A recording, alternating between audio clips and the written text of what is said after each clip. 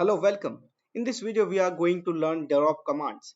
So drop command is used to delete the structure of the table from database.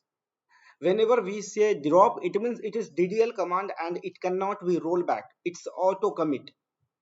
Drop command is used to delete all the records from table with the table structure.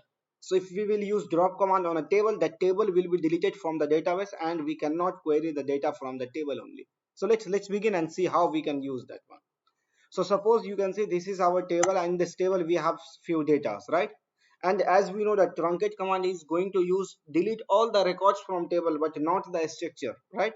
Now we have to use drop command. So we have command as drop table and we need to provide the table name. So here once we will use drop table name, what it will do, it will delete the table structure from the database. So if you will see, once I will click here, drop table dash one dropped it, and if I will query the data, it will show us error as table is not exist.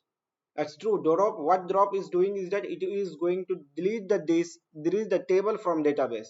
So if we want to this table again, so suppose I have already created the syntax for that. So suppose I have created this table again, right, with the same name, and now if I will go to query, I will able to select the data from this table. As this this table doesn't have any data, it's showing null, right, nothing.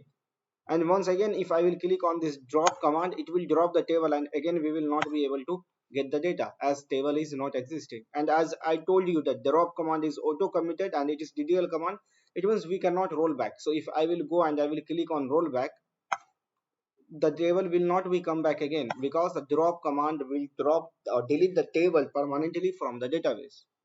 So this is the basic way why we can use the drop command. So if you have any other queries, you can make a comment of that. Thank you so much for watching.